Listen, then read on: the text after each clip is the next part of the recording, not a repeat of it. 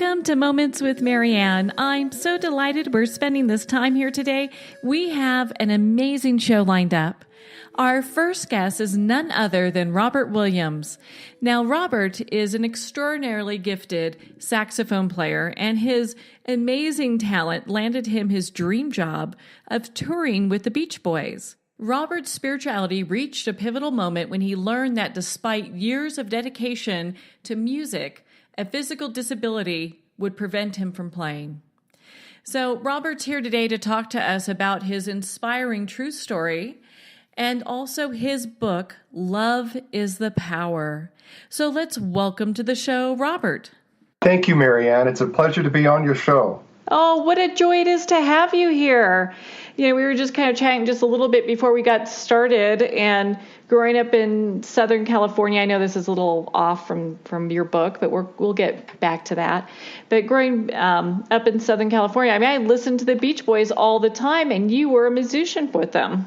I was, and, you know, to tell you the truth, not everybody's heard of the Beach Boys these days because it was way back. So I think I was thinking you might be way too young to remember the Beach Boys. But to tell you the truth, they still are a great band, and their music is in my opinion, going to be around for a long time. And so thank you for saying that. Yes. Oh, it's definitely a classic. I mean, I couldn't imagine being at the beach and not listening to that music. It's kind of goes hand in hand. So thank you for that. And gosh, we get to talk to you today about your new book that really kind of goes over your story and how your life kind of took a turn in 1979. It's true. And on your website, you talk about in a single moment, your life can change. Mm-hmm. And that's certainly part of my story. And what's encouraging when I look back is that often these single moments come unexpectedly, and they actually can bring beautiful things that we have never dreamed of before, and are unexpectedly great gifts that we begin to incorporate in our lives. And it can happen. I believe it happens to all of us. Well, yeah, and especially someone who's gone through the experiences that you've gone through. I mean, you had a near-death experience that kind of just changed the trajectory of your entire life. Yeah. It was in 1979, and I had been with the Beach Boys for a couple years, and the near-death experience, I called it that afterwards. At the time, I had never heard of such a thing. But do you want me to talk a little bit about that, Marianne? Oh, I would love for you to. And you know, and I agree with you. But like back in the 70s, early 80s, no one was talking about near-death experiences or out-of-body experience or any of that. You know? Yeah. Well, you know, people knew about death. It's part of life, and anything in between was very metaphysical and very unusual. But I was very, very ill and going to the doctors on a regular basis. I was living in Santa Barbara, and they just didn't know what was going on. I kept getting more and more sick and depleted and wasn't able to digest anything and had pain everywhere. And my liver broke down, my kidneys, and one thing after another. And at one point, I could barely move. The doctor said, well, look, we don't really know what's going on with you, Robert, but we got to get you in the hospital, because if you continue on this trajectory, you will be dead within 6 months. It's just we've got to figure out what's going on. And that was a turning point in my life, because it was partly intuition and partly just common sense. I had been seeing the doctors for actually several years, and they hadn't figured out why I was so ill and why my blood chemistry was so off and so forth. So the thought about, well, okay, now I'm in the hospital where they can look at me all the time, but why would they all of a sudden find something? And also just, I didn't like the vibes at hospitals. I didn't like the feeling of it. So, and then I could say that intuitively I knew that was not my next step. So I said, no, thank you. And just kept, in a sense, I surrendered a certain fear at that point. I was only 25 at the time, was not married, didn't have a child, which is now the case, and kind of felt like I had done a lot of things and enjoyed life. And part of me was tired of being sick and in pain. And I have to admit, part of me was like, maybe I'll just go ahead and die. Maybe I'll just go ahead and let this suffering go. In addition to having the desire to heal up and get back on my feet, literally, and live life. One morning, I woke up feeling pretty bad, and I stumbled around, and I either fell over and hit my head or passed out. I don't know. I don't remember that part, but I remember getting up and then seeing my body on the bathroom floor. And the first thought was, that's my body there, and where am I? Now, I had read about out of body and esoteric metaphysics teachings and experiences, so it wasn't completely foreign to me, but I had never experienced that before, of course, and then there was a feeling like, oh, I just died, or I'm dying. Mm-hmm. And that's okay. So as soon as I kind of said that's okay, then there was just light. A lot of near-death experiences talk about tunnels and people that have passed away before them. I didn't have any of that. It was just the sight of my body on the bathroom floor, and then this just complete light, unending, blissful. And it's really hard to explain. In fact, it's impossible to explain because there's no words that I can find. It's not like sunlight or light from a bright bulb. It's just this free place where love is everywhere and everything is fulfilled. Now, I didn't really know that light existed until I became just a little bit separated from it. So it was in kind of like waking up from a dream. You can do a commentary on your dream. So like that, there was tremendous freedom, tremendous love, tremendous bliss and light. And then there was the I, Robert, or the little bit of separation, looking at the light or experiencing the light. So that was a step of, you could say, separation, even though the light was still everywhere, but there was an eye to recognize the object of light. At that point, there was a being that showed up, a master, and just as a quick aside, whether I needed that being, that master, to show up for my mind to make a decision, or whether it was really that master, it doesn't really matter to me. I've heard both theories, but at the moment, at the time, he was completely real and radiant, and so that I had a choice, and to go back into the light or go back into my body. My question was, well, did I have a purpose? And the answer was yes. So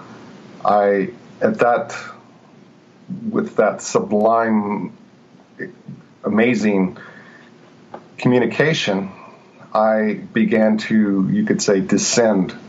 And that's where I saw a lot of different things.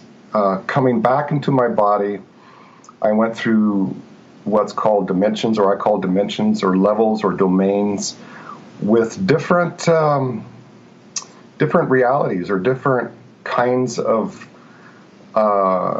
beings, different kinds of life, different kinds of geometries and symbols and sounds and so forth. So I experienced those differences, and at each dimension there was a little gap, or like going from waking state to sleep, or from deep sleep to dream. There's these little gaps where we lose all consciousness, and then we quote unquote, wake up in this new reality. So that's how the dissension process happened. There was a little gap, and then I would see certain things, and then another gap, certain things, and finally I woke up in my physical body.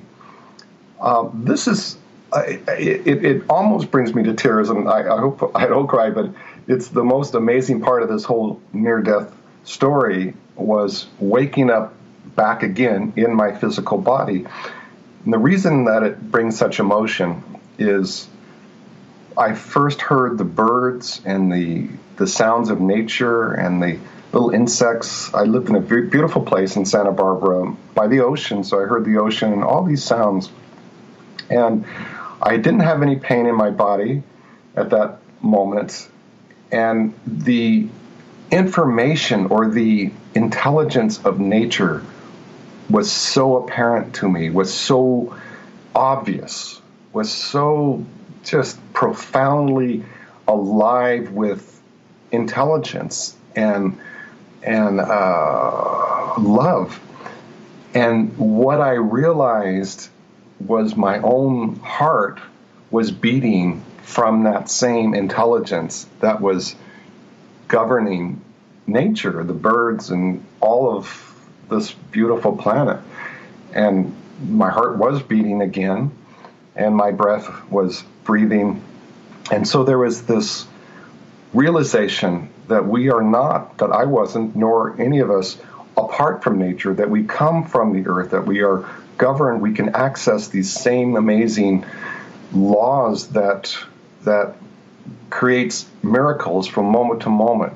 If we ever look at, for instance, I'm a father, so I remember when my wife was pregnant, looking at those National Geographic films on every minute or even less than a minute, these amazing changes from just two cells, and we all know the story and the mechanics, but it's completely miraculous how out of such tiny little specks of information a human being is created within 9 months or 8 or 9. It's just miraculous, and that's an example of we don't learn how to do that. We don't come in and have to learn how these miracles happen, how our bodies are sustaining life from moment to moment, how each cell is governing its destiny, if you will. Is it going to live? Is it going to recycle and become a new cell? All of that is this natural resource, this natural constant source of miraculous intelligence. And so I realized that on the bathroom floor in Santa Barbara. And then the pain came. Then my head began to hurt, and then my body began to hurt.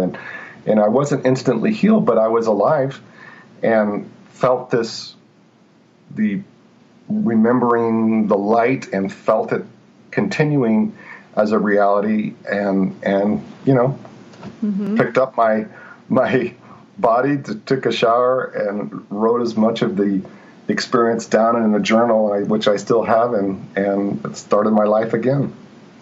It just sounds like you had this profound moment when you returned. The best I can describe what I've experienced myself, where you can feel the oneness of everything, how everything is that interconnected. Exactly, Marianne. Exactly. And I think it's part of this time of Earth that we have the opportunity to coexist with the realization and the reality of unity, that we are one, we are all unified, and at the same time, we are all different. So it's like a polarity, it's like a paradox. How can that paradox resolve? How can no two cells be alike, no two snowflakes, certainly no two humans are alike, but how can that coexist with we are one thing happening, or it's one ocean with a billion different waves, but all the waves are part of the ocean? How can those two polarities coexist? The reason that they are there, and the reason why I know they can coexist, is because of this amazing chakra we have called the heart. And it's kind of it's fascinating to me when we say we love somebody, and it goes way back in poetry and, ancient scriptures. When we say we love each other, we don't say, I love you with all my toe, or I love you with all my knee, or I love you with all my head. Mm-hmm. I love you with all my heart. There is something about that area of our body that just innately we know can love without discounting our own individuality, that we can unify, we can create a oneness with the power of love without losing our individuality and our personalities and our own stories and so forth. And I think a lot of people don't really see love that way. And so it's always so refreshing to hear stories like yours where you've had these really profound experiences and you've come back to share the message of how it's all really interconnected and, and love really is the big key behind all of it. Yeah. And we use love. Okay. So I confess, I have a 12-year-old daughter. Mm-hmm. And she's got a computer, and on her computer is a file called Cute Boys I Love. All right. Sounds about right. Yeah. So that's one definition of love. Mm-hmm. And there's a lot of boys in that file. And, I'm the father, and I'm, being very protective and so I don't want anybody out there to worry, but it's just we've all gone through different experiences and different definitions of love. Now, what I call love in my book is actually not something we do. It's not an emotion. Those are certainly qualities of love. We can love someone. We feel that emotion. We feel the wondrous beauty of loving another, and that is real. What I have extended the definition to include is a state of consciousness, a state where there is a reconciliation of the fear of death and the joy of life. There is a combination of those two polarities that I call a state of love. It's an accepting, it actually doesn't have a boundary. It's a field of energy that is a continuum of life and creativity and a reconciliation or a way to deal with our pain and our suffering and the tragedy of that surrounds death often, and the grief that it includes all of that. All of this planet has all these polarities. There's horrible suffering happening right now, and there's amazing bliss and love, and it's all part of this state of love that we can access. And I believe, and I can explain why I believe this, we can access it more easily these days than before, and there's a reason for that. Oh, I'd love to hear you expand on that, because I think especially in today's climate, there's something that a lot of people can look at and go, well, it doesn't feel like there's a whole lot of love out there, or it doesn't feel like there's a whole lot of inspiration out there, Yeah, and that's understandable. And there is, like I say, there is horrible suffering. So the reason why I believe that can change is because of back to the laws of nature. Nature functions in cycles. There's 4 seasons. Each season is distinct and shifts suddenly. So we have summer, fall, winter, and the change between winter and spring relatively is short compared to the whole winter. And even the cycles, so I can pick so many examples. Let's just say the rose bush. Mm-hmm. So it starts out as a seed, right? So it's a long time as a seed, and then some law of nature kicks in and the seed breaks open. It's an intrinsic, it's a built-in automatic thing. Not every seed, but a lot of times we know the seed breaks open, and then the sprout comes out and hits. There's all these phases. So the sprout hits, and then it becomes a stem, and then the stem increases its stability, and then decrease its stability in terms of the actual cells become more chaotic. And what's happening is that it's giving way to another form of itself called a leaf this time. So each different phase transition or each different major change, in this instance, the rose plant goes through these periods of long periods of stability, quote unquote, order, and then disorder and chaos to give way to another form of itself. And in the example of the rose, and I love this example because it actually, when you look at the rose in its green state with the leaves, it is in a paradigm of photosynthesis. It's giving off, we all remember this from it, we all remember that it gives off oxygen, it is taking in carbon dioxide, and that's its exchange of energy. That's how it's living, off of carbon dioxide and giving off oxygen, and of course sunlight and everything else as well. But then there's this huge kind of stop in the growing of the green rose bush. There's a huge stop, and a chaotic thing happens with all the cells, and then there's a bud and then the blossoming of the flower. So the beautiful, let's say, red rose flower, which we all have looked at and enjoyed, is a whole different paradigm. That rose flower no longer gives off oxygen and takes in carbon dioxide. It's a whole different system now. It gives off fragrance. It attracts the bees and the plants and the bugs and it has fulfilled its potential starting with the seed. So like that, humanity is on that same. It is governed by the same law of the seasons or the cycles or the phase transitions. And what I truly believe is that humanity is right at that budding place, right at that place where chaos has increased in all the systems, most of the systems, the economic systems, political systems. We look at systems and how society is interacting. There's chaos there. There's not a complete content stability, maybe here and there, but overall. And the law of nature is that we are evolving to something which is a higher state of order.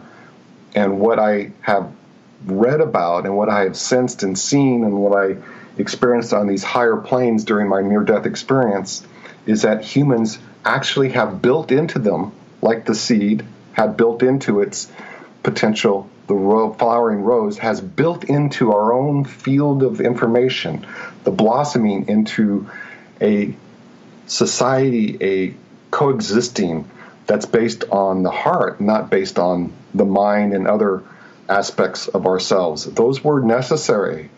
Now we're in this state of potentially blossoming into a heart-based society.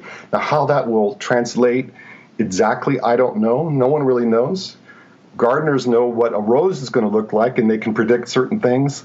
But this is the first time that humans have reached this state of blossoming. And so we all should be in awe of the potential, because it must get better, or I suppose there is the potential that we could destroy ourselves because we have this free will, but I don't believe that anymore. I believe there's so many signs, and people like yourself that are devoted to this level of consciousness and these kinds of exchanges on your radio show and in your life. There's a lot of us that have created our own sense of well-being. I agree with you. I think that as a civilization, we're at a pinnacle of exactly. Yeah, so it's not even really like a plateau. I feel like eventually we'll come down the other side of this mountain, and it will be kind of where we've always wanted to go as a populace. It's built in. We just know it. Even when we are depressed and when we feel despair because of all the suffering and how frustrated we get with all kinds of things and life, if we go deeper, if we continue to just accept those feelings and those emotions, we'll actually come to a place of inspiration. It's there, and it will say, well, why does a mother, love her child, even though some people's desires take odd paths? The primary motivation is for a betterment of life, for a new reality, and ability to even think those thoughts of being cruel to somebody else, or even to get something from somebody else because we think or we fear that if we don't, we're not going to have enough ourselves. That's all our old paradigm, and we're in this bridge of paradigms to a new paradigm of we are all one thing, and there really is a golden rule, and if we really do love each other, that love comes back to us, and how that will develop our new existence is probably beyond our imagination, but it's inevitable, I believe, and it's right upon us. Well, I have to say, Robert, I really enjoyed reading your book, Love is the Power, and I highly suggest everyone go pick up their own copy and just dive into it. And there's so much information there. I found it to be just a great read. I do want to touch on one thing. We have enough time, I think, for one more question here. And I wanted you to touch on quantum code technology. So what is that for our listeners? So I talked about information fields. So the seed of the rose has the information blueprint, you could say, to become a flower rose. Mm-hmm. Humans have the same kind of blueprint. It's a different blueprint for humans, but it is a blueprint. And the quantum code technology connects us to that blueprint. So each of us individually has our own higher potential. And collectively, we all have our higher potential. So the quantum code technology is something, when I was out of body during my near-death experience, and I actually revisited those planes, there are mandalas and codes and frequencies that are allowing us to experience our next highest level of potential. That's what quantum code technology is. That's all it does, is just clarify our own connection with our own higher potential. So does that make sense? Yes. And it's going to be, we figured out how to broadcast those codes so that in the field of, in a field, for instance, we've been able to figure out how to broadcast to a cell phone, to your cell phone, to any cell phone through an app, so that when you turn it on, these fields that are found in nature, these fields that are part of the field of information of nature, which is governing us to our next highest level of good, or evolutionary, positive evolution in that direction, those fields are available to us and are amplified and broadcast now through electronics, and that's our quantum code technology. That's brilliant. I mean, I find it completely fascinating that, because you are the inventor of that, and I find that just completely fascinating that that's coming to being, because, I mean, people have known for a long time about the fields that surround the planet and plants and different things like that, but then to actually take it and use it in the capacity that you are, it's like groundbreaking thing. It's happening in spite of me. It's it's like the intelligence that governs our own heartbeat. This is way beyond anything I could have figured out. But you could say I stumbled upon it and kept my commitment to tap into that resource that's already on the planet, that's already part of us, and just amplify it a bit. And that's really all it is. Well, gosh, so I could talk to you for hours. I mean, this has been so much fun hearing about your journey and also about your book and the work that you're doing.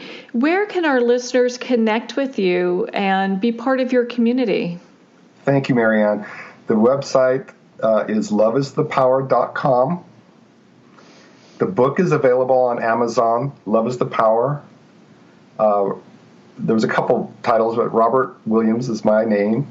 Amazon or loveisthepower.com. I think we can also get it on there. And you can also get the app on loveisthepower.com.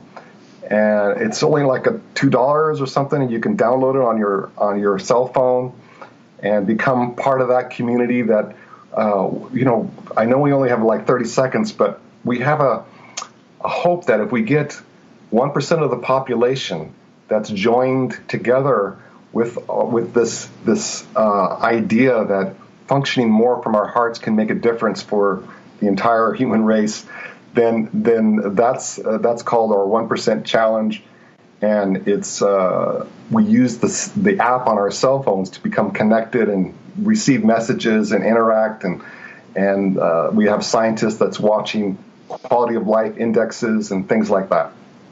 Well, I have just signed up for it, and I highly suggest everyone go and get the app and download it and be part of the community. It looks, I can't wait to see all the things that this does. This looks really just fascinating. And so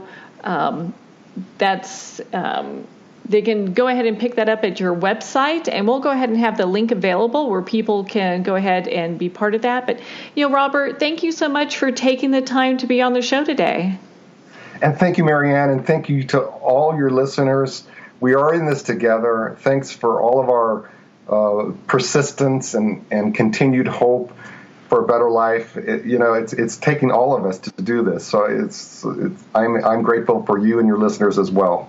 Oh, well, you've definitely been one of my musical heroes. So, and now you're one of my literary ones as well. So there you go. So we're going to pause here for a quick break, and we will be right back after these messages.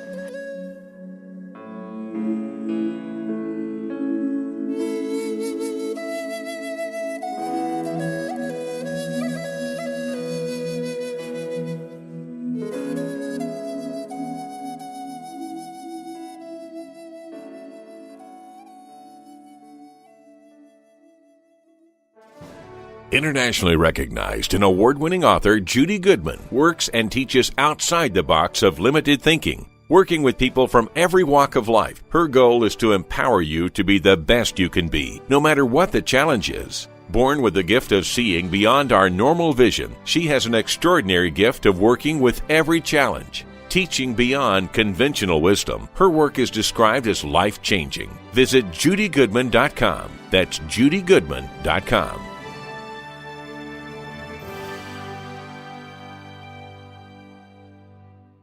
Have you ever had the sense that your thoughts might actually be doing something? Ancient secrets of manifesting have been masterfully revealed in the award-winning book Manifesting 1-2-3 by Ken Elliott. For the first time, the author's experiences and stories in this book describe exactly how your thoughts can create anything. You've been doing this all your life, but it's never been fully explained for you until now. Visit manifesting123.com for more information today. Manifesting123.com.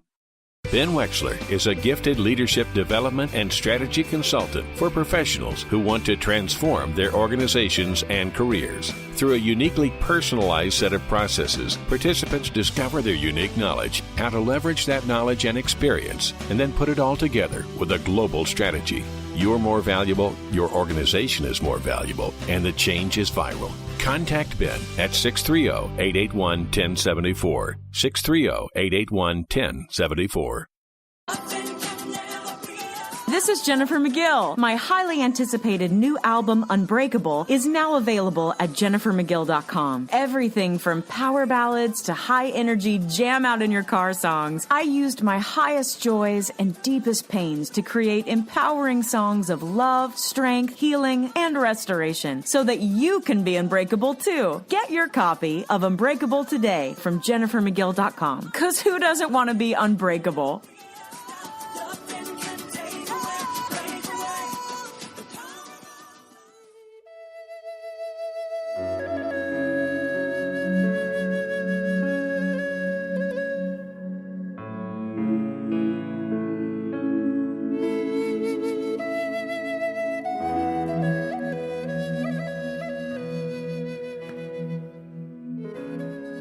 Welcome back to Moments with Marianne.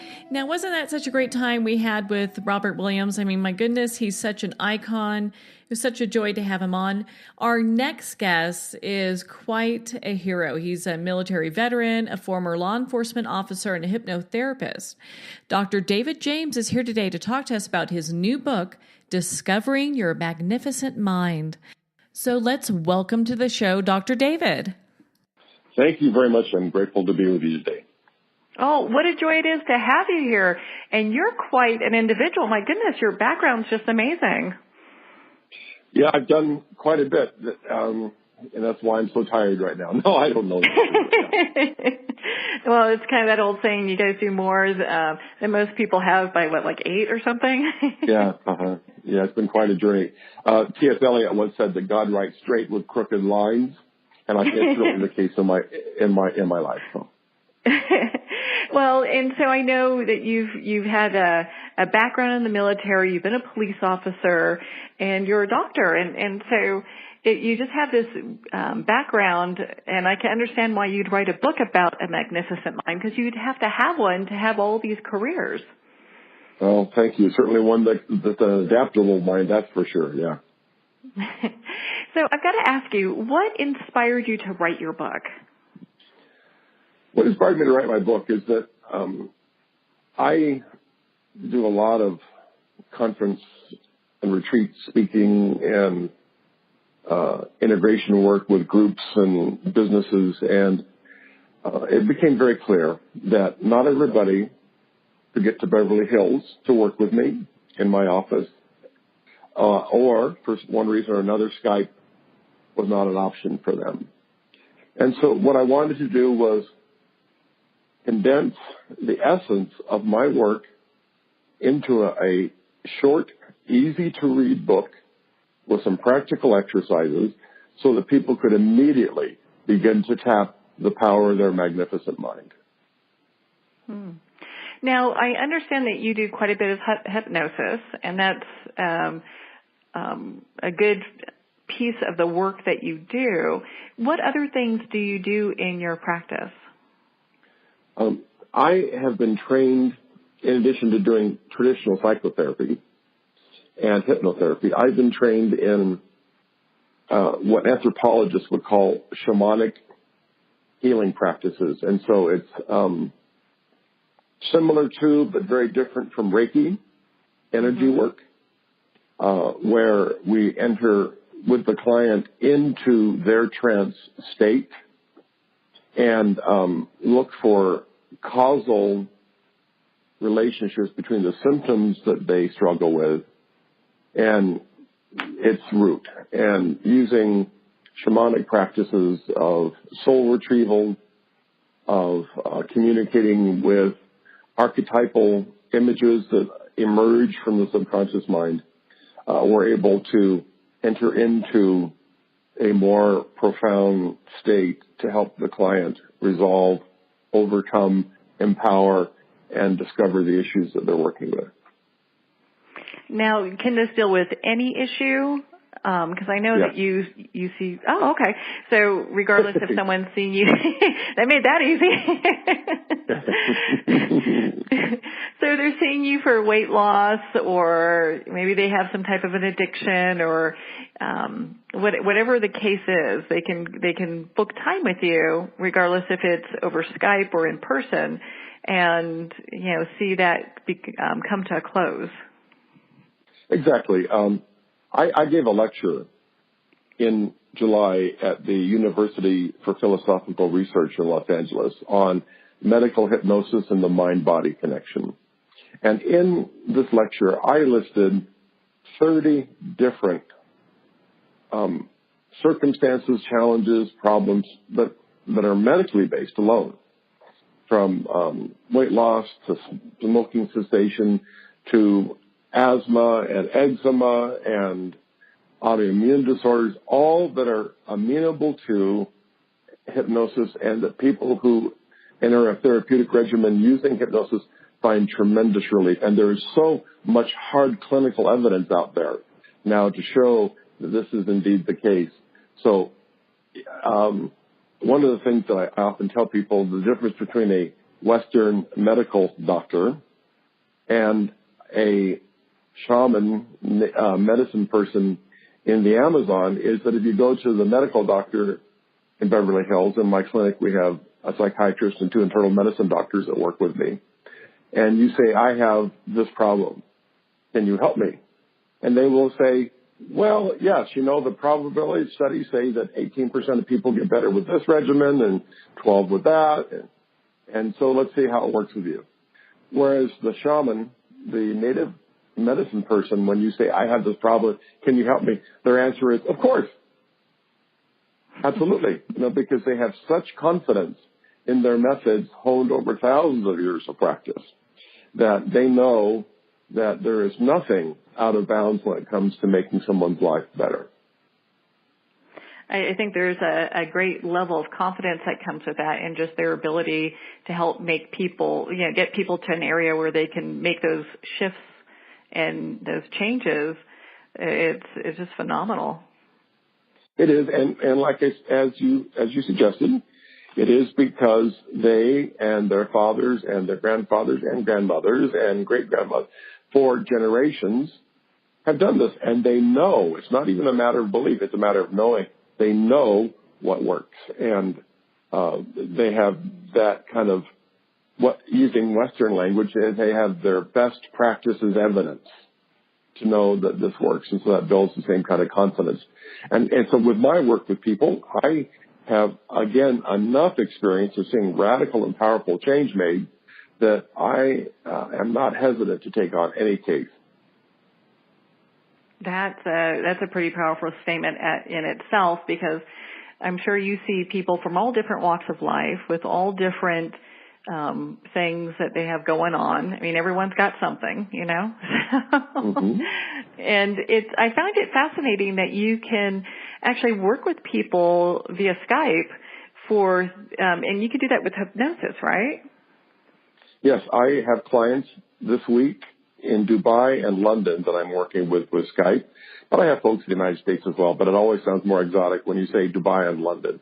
But it's true. Hypnosis, with the right person in the right circumstance over Skype works perfectly well too, as opposed to working in the office. I like the office environment better because so much of any therapeutic relationship is just that, the relationship. Mm-hmm. But Skype is a wonderful tool, or even I use Zoom now, which is another conference call kind of technology that sometimes has a little bit better platform stability than Skype. But nonetheless, wherever they are, we can work.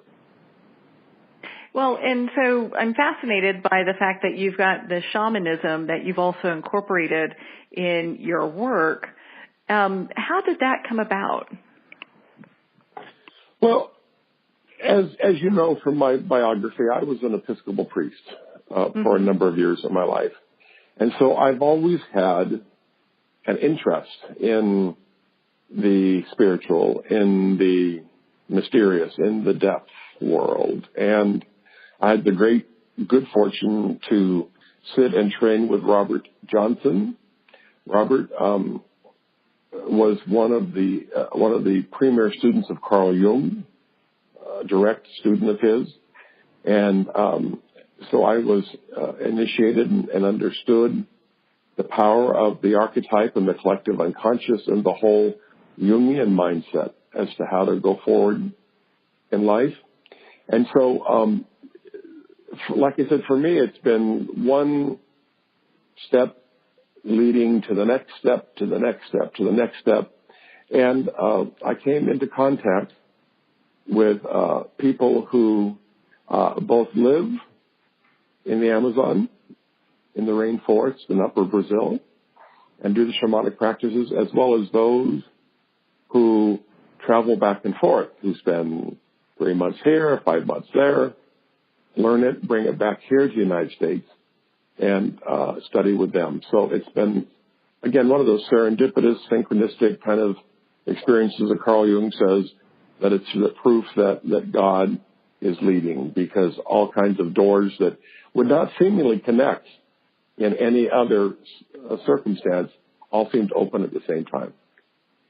I can understand that. I mean, I look back at my life and it's like, how did all that come here? Sometimes it just doesn't make any sense. Well, and so I want to kind of touch back on hypnosis. I know there's a lot of myths that people have that surround hypnosis, things that they think that are just erroneous. So what are some of the myths that you'd like to just kind of share with us? Well,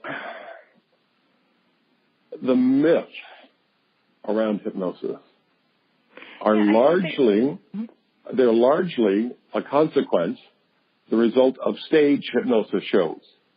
You know, where people go either to Las Vegas or Atlantic City or to a local high school fundraiser and they bring a stage hypnotist in and people seem to bark like dogs on command or want to take their clothes off because they're so hot or shiver because they're so cold. And so that actually brings some challenges to clinical hypnotherapy, which of course is nothing like stage hypnotherapy. And so as a result, we have 5 myths that in my first meeting with people, I try to dispel, because once they understand the power of clinical hypnotherapy and they understand that in many ways it is nothing like stage hypnosis, that they're able to trust the process. So number 1 myth that must be dispelled is that in hypnosis, you do not lose control. Again, if we think back to the stage hypnosis show, and I've been trained in stage hypnosis, so I understand it. The idea is that when the hypnotist, or the stage hypnotist, drops a bottle of water or pretends to sneeze or has somebody in the audience that yell a certain word, then people on the stage act in different ways, seemingly beyond their control. Well, hypnotherapy is exactly the opposite. When you are in the process of hypnotherapy, you're not losing control, but rather you're gaining more control over your life and your mind, because the more we learn how to use the power of our mind, the more we can use it to make powerful and lasting change. So you don't lose control. Number 1, you gain more control. Myth number 2 is that, again, thanks to stage hypnosis, myth number 2 is you do not lose consciousness when you're hypnotized in the clinical setting. Hypnotherapy is much more like a daydream in that level of consciousness, kind of theta brain waves, which is the last state before you drop into delta and go to sleep. Very often people say, well, I don't know that I can be hypnotized to make the kinds of changes that I want to. And I often would respond by saying, do you ever watch a movie and get so engrossed in it, you're angry or laughing or terrified or moved, that you forget everybody else in the theater? You forget that you've got a soda pop and popcorn on your lap? They say, oh, yeah, absolutely. I said, well, then in that moment of absorption, you're hypnotized. So when people see that hypnosis is a normal and natural state of consciousness that we go in and out of all day, then they can relax. So the number 2 myth to be dispelled is you don't lose consciousness. Very often in the hypnotherapeutic practice, I have to talk with you when you're in trance state, because we're going to talk to your subconscious mind and get to the root of some of these issues. Well, if you're unconscious, that's impossible. So number 2 myth, you do not lose consciousness. Number 1, you don't lose control. Number 2, you don't lose consciousness. Number 3, people are often afraid when they come in for clinical hypnotherapy that they're going to have a secret burst into their mind from the past of their life, and they're going to blurt it out, and they're going to be embarrassed, mortified, ashamed. Now, I tell my clients, it is very likely that you will have recall of past experiences and memories, and maybe some of those are what you might consider secrets in the day-to-day world. But since you are in control in this session, and since you are conscious in this session, you can choose to reveal to me what's coming up or not. So in other words, you're not going to burst out, oh my gosh, when I was 8 years old, I made out with the poodle, or something like that. So that's the number 3 myth, is that you're not going to be forced to compel or to reveal deep, dark secrets.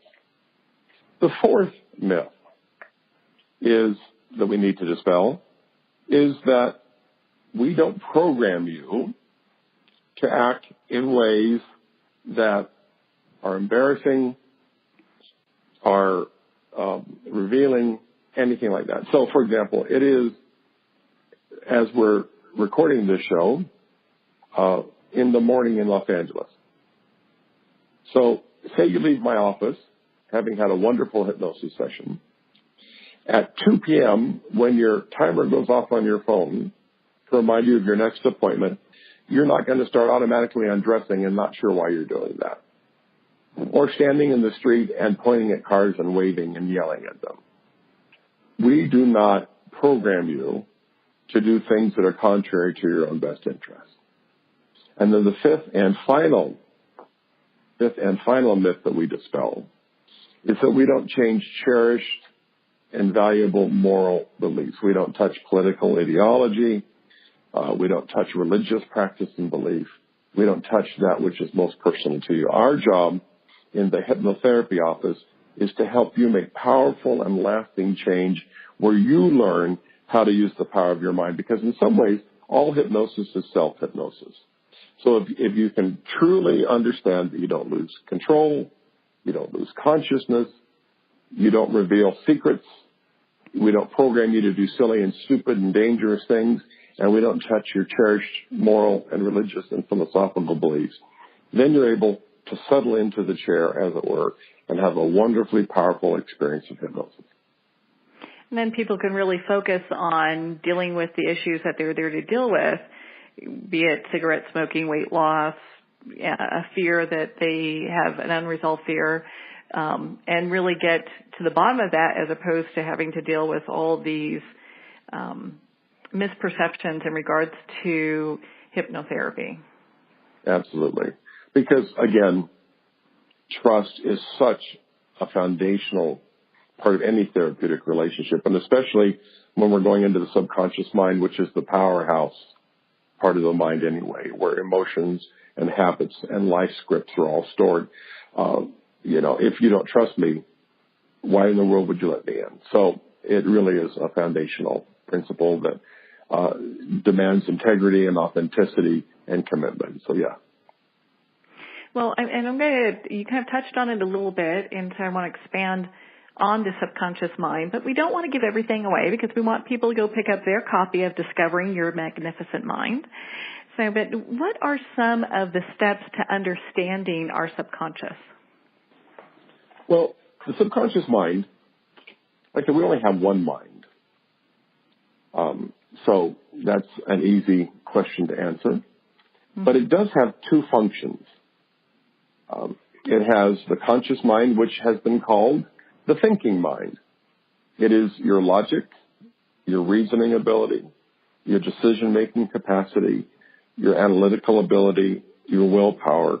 All of these, the thinking mind is what is your conscious mind. It is what allows you to drive your car. It is what allows you to program a computer, to write a book, to listen to this interview. And it is a necessary part of the mind, but it's only about 10% of the mind power. The subconscious mind, as I said a moment ago, is where the powerhouse of the mind is. It is where our habits, our emotions, our life scripts, our various bodily functions are all incorporated within the subconscious mind. And these deep programs form over the course of many years. And so as we learn to access the subconscious mind and undertake the process of making ourselves open to the subconscious mind, it makes itself open to us.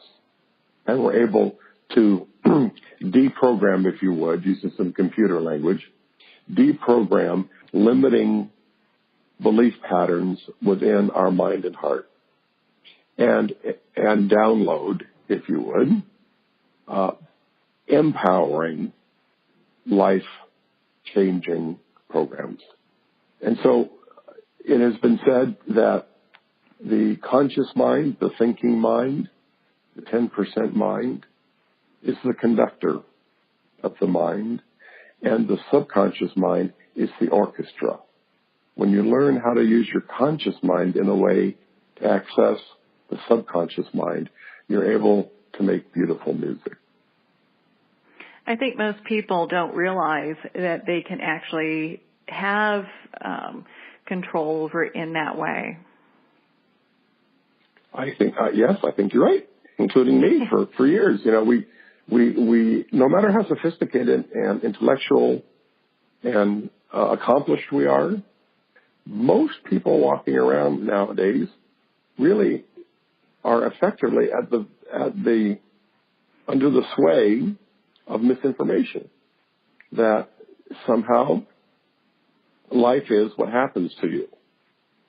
Well, the abiding, perennial, spiritual and depth psychology and self-improvement, if you would, principle is life is not what happens to you, is what you choose to do with what happens to you.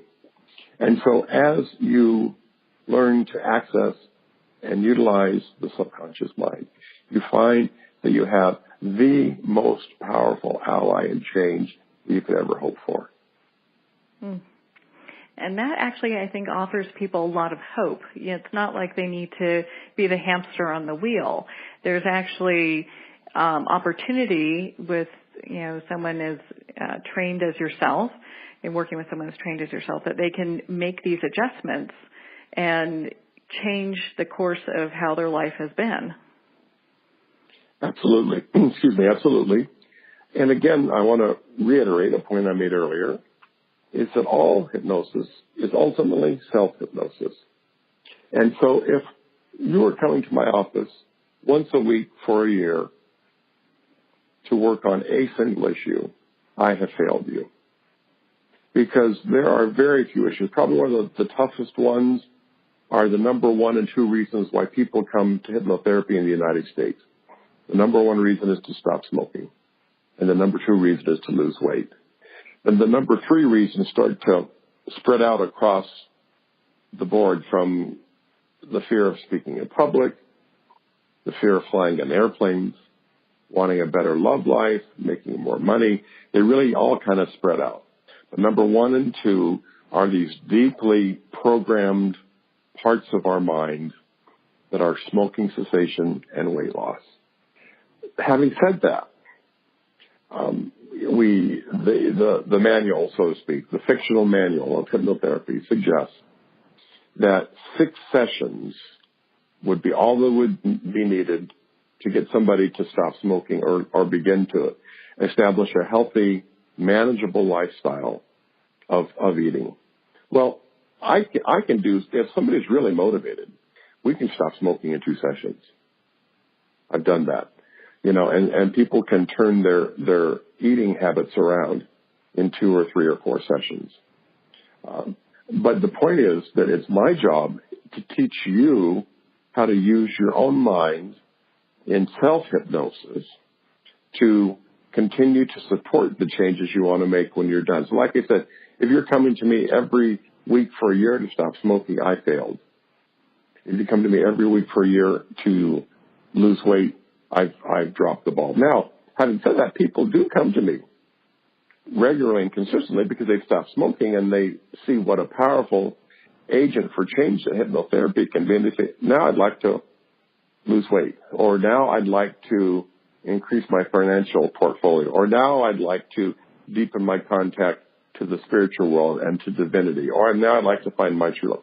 So people do come long term, but again, my goal is always to, in the shortest amount of time possible, get into the subconscious, affect the change you want to make, and teach you how to sustain that yourself. Okay, well, you just brought something up that I want to touch on. So using hypnotherapy to deepen your spiritual practice or spiritual connection, how many people come to you for that? That sounds fascinating. In some ways, everybody that comes to me comes for that. Mm-hmm. But more because, if somebody's addicted, I do a lot of work with people with addictions. Carl Jung once said they don't call alcohol spirits for no reason. And so Another teacher of mine, Richard Rohr, once said that an addict is merely a lover knocking on the wrong door. Any work we do, one of my underlying goals, and I'll explicate it with my clients, is to help them increase their spiritual capacity and life. It's one thing to stop smoking. I really would rather you become a much more transformed person globally as well. But I do have people who have had spiritual peak experiences in a ceremonial setting, in a church setting, in their dream state, and they're not quite sure what to do with it. Stan Groff is a world-famous clinician who developed the holotropic breathing technique and the spiritual emergency network, where people who, from the outside, seem like they're going crazy. What they're having is not a nervous breakdown, but as Marianne Williamson would call it, they're having a nervous breakthrough. And so it's fascinating and challenging and very rewarding work to help people take the next step in their spiritual development, because it really is, it affects their mind and their body and their spirit and their relationship and their finances and everything. So it's just fascinating and empowering. I can imagine. I mean, it would sound like a very fun journey to do that with you, to use hypnotherapy to take your spiritual practice to the next level and then just kind of expand upon that. So I can imagine that you are insanely busy with all of that, with people come to you for hypnotherapy for, like all you're saying, like, addictions, any kind of weight loss, anything that they're looking for that they have a limiting belief with, and even to deepen their spiritual practice. And so this kind of leads me to my next question is, how does clarity play a part in all of this? The Zen Buddhist master once said that you can close your eyes, take your bow and arrow, draw the bow back, and with your eyes closed, let the arrow fly. But that's about your limit of control over. You're not going to know whether you're going to hit your target, the little old lady next door, the neighborhood dog, or a parked car. To have precision in your spiritual life, you have to take off the blinders. So when you draw the bow back, you actually see the target, and you're able to let the arrow fly with confidence you're going to reach your goal. So clarity is key, because we live in a day and age that wants to keep you unclear. They want you to be dependent on their products for satisfaction, whether that product is a movie, a drug, food, fashion, and I'm not denigrating any legitimate business. But what I'm saying is that to have an authentic and engaged spiritual life, you have to see that anything external to you only brings satisfaction in a limited way. Because what needs to open up within us is our heart. What needs to open up within us is our spirit. What needs to open up within us is our capacity to love and connect with other people and with the divine. So seeing that through the gift of clarity allows us to have our dreams come true. That's such a beautiful place for anyone to be in.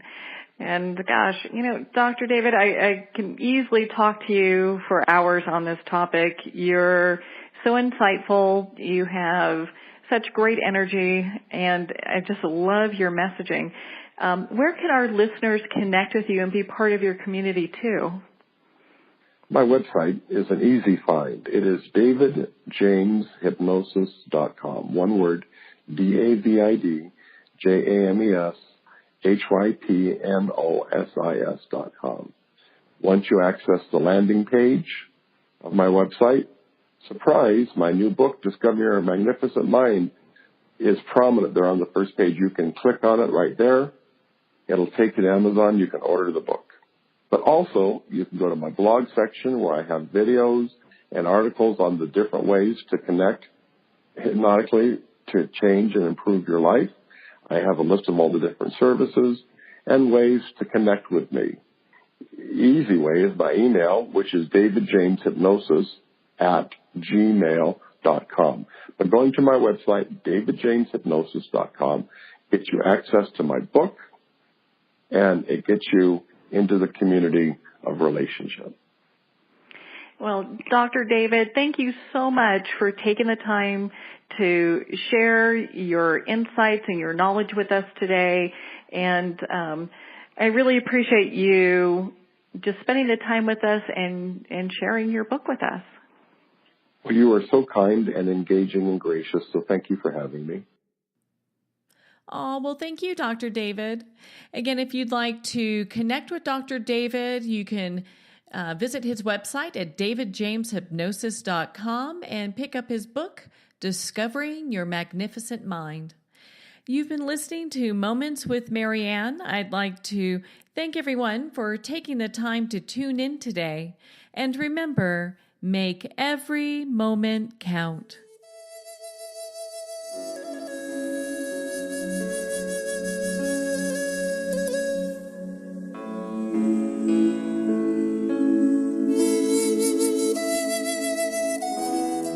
In a single moment, your life can change. Moments with Marianne is a transformative hour that covers an endless array of topics with the best of the best. Her guests are leaders in their fields, ranging from inspirational authors, top industry leaders, and business and spiritual entrepreneurs. Each guest is gifted and a true visionary, a recognized leader in her own work, and while teaching others to develop, refocus, and grow, Marianne will bring the best guest and sometimes a special surprise. Don't miss this. You never know just which moment will change your life forever. Moments with Marianne airs every Thursday, Friday, and Sunday at 8 p.m. Eastern, 6 p.m. Mountain Time. Make sure to tune in and visit momentswithmarianne.com for more information.